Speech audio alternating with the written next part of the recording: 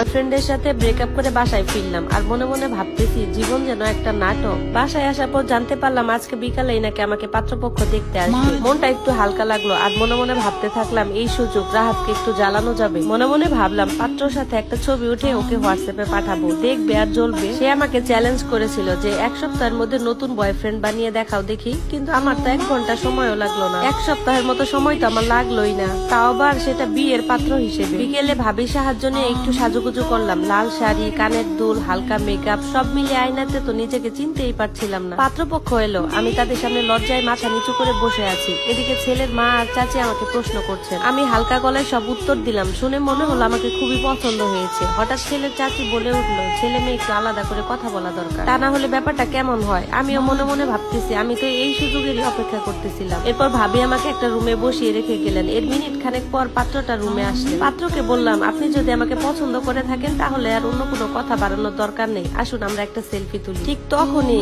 অচেনা কিন্তু পরিচিত এক কণ্ঠস্বর আমার কানে এলো। সেলফি তুলবেন? দুপুরবেলা এক্স এর সাথে ব্রেকআপ হয়েছে তাকে দেখাবেন বলে, বয়ফ্রেন্ডকে জেলাসি ফিল করাবেন বলে। এটা শুনে তো আমার হাত পা কাঁপতে শুরু করলো। সাথে সাথে আমার হাতের ফোনটা মাটিতে পড়ে গেল। বিকট একটা আওয়াজ হলো। চোখটা উপরের দিকে তুলে দেখি রাহাত। ওমা, এসব কি দেখতেছি আমি তো পুরো স্তব্ধ হয়ে গেলাম। সে ঠোঁটে হাসি রেখে বলল, তুমি কি ভাবছো আমার সাথে 2 বছর প্রেম করে তুমি অন্য কাউকে বিয়ে করবে? সেটা তো আমি বেঁচে থাকতে কোনোদিনও হতে দিব না। তোমার বিয়ে হবেই, তবে আমার সাথেই হবে, আজই হবে। আমি তো হতভম্ব। এরপর বললাম তুমি কি পাগল নাকি? আজ দুপুরেই তো আমাদের ব্রেকআপ হয়ে গেল। সে বলতেছে হ্যাঁ হয়েছে, সেটা তো গার্লফ্রেন্ড বয়ফ্রেন্ডের মধ্যে, আর এখন শুরু হবে হাজবেন্ড ওয়াইফের সম্পর্ক। ঠিক তখনই ভাবি দরজায় টোকা দিলেন আর বললেন, তোমরা যদি বিয়ের আগে এত গল্প করো, বিয়ের পর আর কি গল্প করবা? আর কত কথা বলবা? আর বাকিগুলা বিয়ের পরেই না হয় বললো, বড়রা তো অপেক্ষা করতেছে। রাতের বেলায় ঘরোয়া ভাবে আমাদের বিয়ে হয়ে গেল, কিন্তু রাহাত কেমন করে সব ম্যানেজ করছে আমি বলতে পারি। রাগ অভিমান সব গলে গেল। আমার তো এটা ভেবে হাসি পাচ্ছিল যে দুপুর বেলা আমি যার সাথে ব্রেকআপ করলাম আর রাতের বেলায় তার সাথে বিয়ে হলো,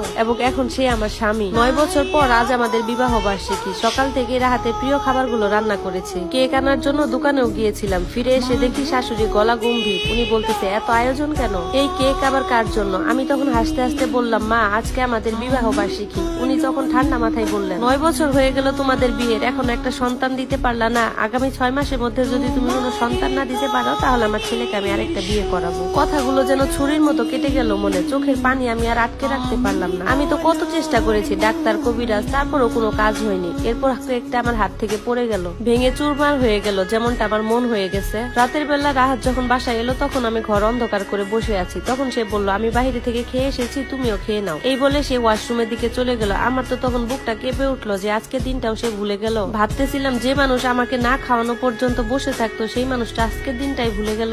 7 মাস পর রাহাত একদম বদলে গেছে। সারাদিন বাহিরে থাকে, ফোন নিয়ে ব্যস্ত থাকে, আমাকে একদমই সময় দেয় না। আমাদের মধ্যে কথাবার্তা কেবলমাত্র প্রয়োজনের মধ্যে সীমাবদ্ধ আছে। মনটা খুবই শূন্য হয়ে গেছে। সেদিন দেখলাম শাশুড়ি মা তাড়াহুড়া করে কোথায় যেন যাচ্ছে। পরে আমি জিজ্ঞাসা করলাম কই যাচ্ছেন? তখন উনি বলেন ফিরে এলে জানতে পারবে। মনটা কেমন যেন সন্ধ্যার দিকে ভারী হয়ে এলো। 8:30টার দিকে দরজায় বেল বাজলো। দরজা খুলতে আমার পৃথিবী কেমন যেন থেমে গেল। রাহাত দাঁড়িয়ে আছে, তার পাশে একটা তরুণী, লাল শাড়ি পরা, মাথায় ঘুমটা, নতুন বউ। তখন শাশুড়ি বলল, রুমে যেতে দিবা না? আমি একটু সাইড হয়ে দাঁড়ালাম। এরপর রাহাত আমাকে বলল, রুমে এসো, তোমার সাথে কথা আছে। ঈশা, ভয় পেও না, ওর মেয়েটার নাম আলিশা, ওকে আমি বিয়ে করেছি। তুমি ভয় পেও না, তোমার জায়গা অন্য কেউ কোনোদিন নিতে পারবে না। ওকে বিয়ে করেছি একটা বাচ্চার জন্য, মার জোড়াজুড়িতে। আমি সব চুপচাপ শুনলাম, চোখ বেয়ে পানি ঝরছে, কিন্তু মুখে কোনো শব্দ নেই। শুধু বললাম, নতুন বউ তোমার জন্য অপেক্ষা করছে, তুমি সেখানে যাও। তার চোখে অপরাধ বোধের ছাপ। কিন্তু আজ তো আমি ভেঙে যাব না, কারণ আমি বুঝতে পেরেছি আমি ওর ভালোবাসা নই, আমি ওর প্রয়োজনেই ছিলাম। পরদিন সকালে নিজের হাতে নাস্তা বানালাম। সবাই বসে বসে খাচ্ছে আর আমি পরিবেশন করছি। রাহাত আমাকে বলল, বসো, আমরা একসাথেই খাই। এরপর আলিশাও আমাকে মিষ্টি হাসি দিয়ে বলল, আপু মনে আপনিও বসেন, একসাথেই খাই। আমিও বসে শেষবারের মতো ওর সাথে খাওয়ার তৃষ্ণা মেটালাম। খাওয়া শেষে নিজের রুম থেকে গোছানো লাগেজটা নিয়ে বের হয়ে আসলাম। শাশুড়ি মা তখন বলতেছে, এই সকাল সকাল কোথায় বেরোচ্ছ? চুপ করে থাকলাম। রাহাত বলল, তিশা, আমি তো তোমাকে বলেছি তোমার জায়গাটা কেউ কোনোদিন নেবে না, তুমি কোথায় যাচ্ছ?